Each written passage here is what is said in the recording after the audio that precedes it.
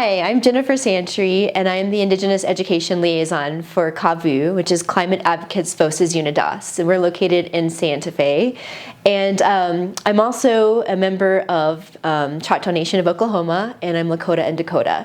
And I am here to talk to you about climate change and seed saving today. So what we do at CAVU is we talk about climate change education. So we have a great program called the Climate Innovation Challenge. And so we bring climate education into all of our local schools. So when it comes to climate change, what I like to say is that it is changing in temperatures. So if you think about the different extremes that we've experienced in New Mexico over the last several years, for instance, farmers are experiencing different temperatures in the seasons when they grow food. So some plants no longer grow at the same time of year, or sometimes they can't grow any of the same plants that they used to grow. So changes in temperature include changes in frequency of storms and rain.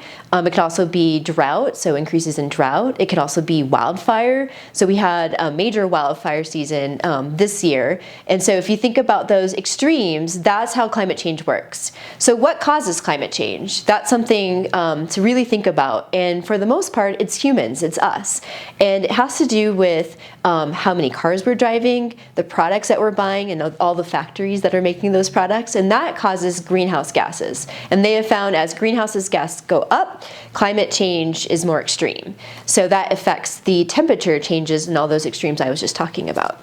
So what I like to talk about when it comes to climate change is how can we fix it? How can we be part of the solution? Because climate change can be really overwhelming, especially for young people. So I'm here today to show you what I get excited about when it comes to climate change solutions. And hopefully you can connect to this because you can do this in your own backyard. So first of all, I like to ask students or young people, what are you passionate about and what are you good at? And those two things can kind of help you figure out some solutions to climate change. So for me, I'm passionate about growing food. I'm a farmer, I'm a beekeeper, and I'm also really good at working with soil. So when you think about those two things, what comes out is my favorite thing, which is seeds. So I've brought quite a few seeds today, and I'm going to show you how to take those seeds or process some plants from your own backyard and save those seeds for the next year. When it comes to seeds, what I think about is interconnectedness and how we are all related. We're related to, the forests, we're related to the animals, the ground, the land, and also to the seeds and the trees they come from and the plants they come from. And so when you think about that, I always like to talk about climate change as not us versus nature or us versus the world. Sometimes you'll hear the phrase fighting climate change. I'm not a big fan of that, and here's the reason why. Because Uchimaka, which is Grandmother Earth in Lakota, is Grandmother Earth takes care of us, and this is her way of telling us that things are out of balance. We are not treating the earth as we should. And so climate change is just an example of her telling us we need to make some changes. And so one thing you can do, those solutions I was talking about, are gather different plants from your backyard and try to save the seeds. And we are looking for indigenous plants that are native to our area, and those are the types of plants that we want to continue to flourish in our backyards. And so if we can support those plants and help our plant relatives, then we can do so much more to work to find solutions in our own communities for climate change, to address climate change. So, and to help Uchimaka. So I brought today a few things that you could probably find in your backyard. They grow all over the place. You might notice sunflowers. And I also have all of this, by the way, was found in my own backyard. So I found these honey locust seeds on the way in today, and they're just all over the place. You can usually find them walking around in a park. And honey locust seeds, by the way, Pueblo communities and quite a few indigenous communities use the seeds from the tree. Actually, they used the branches to build like bows, arrows, things like that. But also, if you break open and see the seeds, there's typically a fiber that's inside that is sweet. And so they use that to sweeten different kinds of things they were baking or cooking. So that was really interesting. These acorns, you can find acorns all over the time. They're from oak trees, all kinds of different oak, gamble oak, you name it. So these are different ways that you can try to help our plant relatives and grow more trees in your backyard. I also have some yucca, a mix of, I brought some amaranth. The story of amaranth is very cool, and it's inspiring to me as a way that we can all address climate change. Amaranth used to be found everywhere throughout New Mexico, and it was a plant that was very sacred to Pueblo communities, and in fact they used it in ceremony, and it was for spiritual purposes.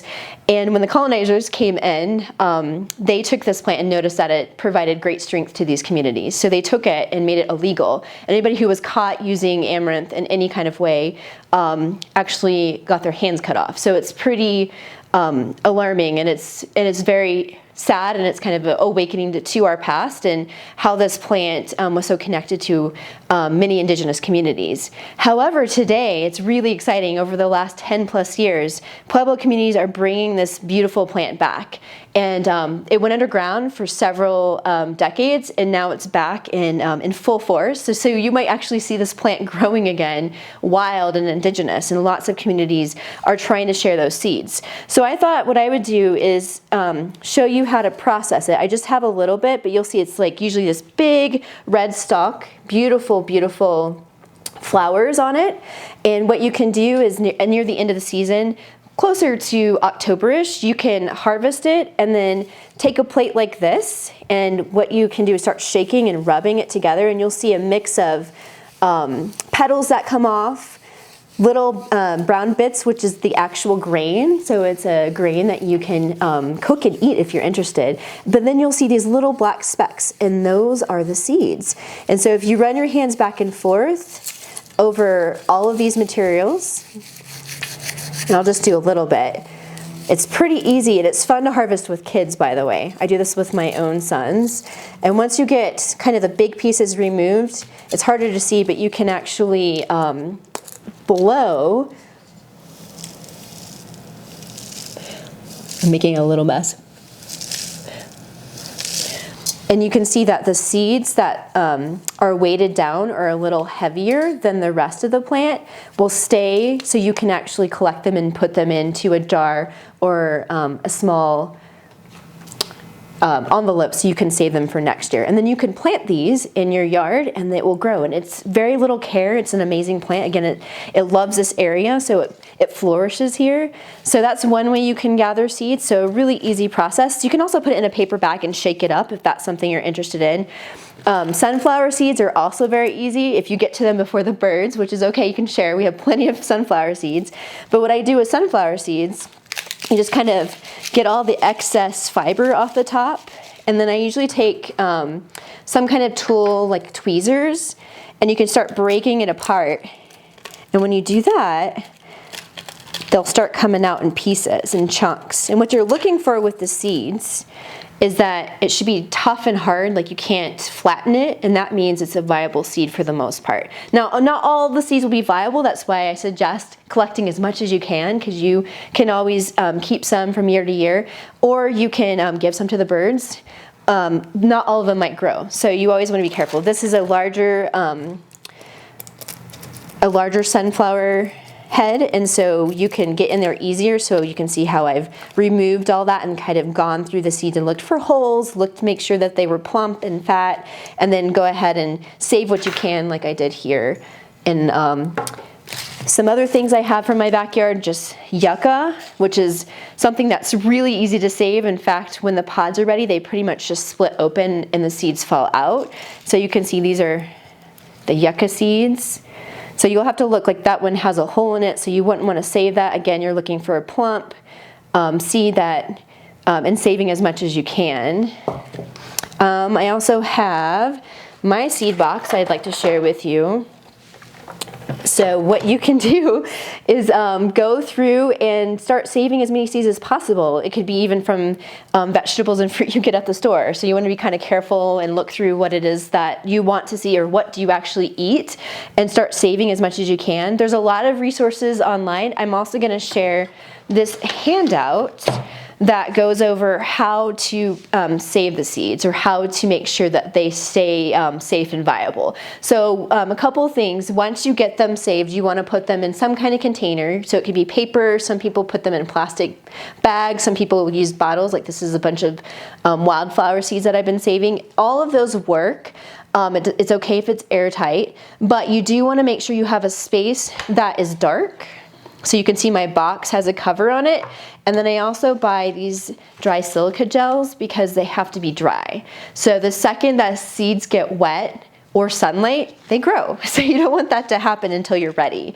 Now, different kinds of seeds, especially coming from trees, might require additional things like stratification, like you might have to get them in the outside during winter for a few months, so they kind of experience that natural, what they would go through in nature, which is, and winterize, and then they would be ready to grow in the spring.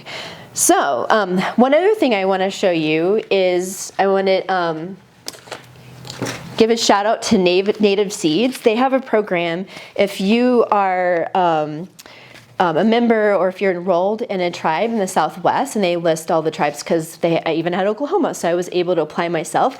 They give you access to a native seed database. They have an amazing seed bank, and these are all locally grown, and these are actually for altitude, so higher altitude, 5,000 feet or more, which many of us live at that altitude, and they're all adapted from local Pueblo communities that have been growing and saving seeds. So you can get 15 packets for free, which is pretty amazing.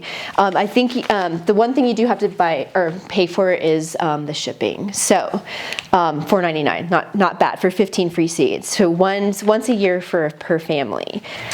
All right, that's all I have. If you want to learn more about climate change, please reach out to me. Again, my name is Jen Santry. I'm the Indigenous Education Liaison with CAVU, and I'm happy to share more resources and talk more about climate change with you.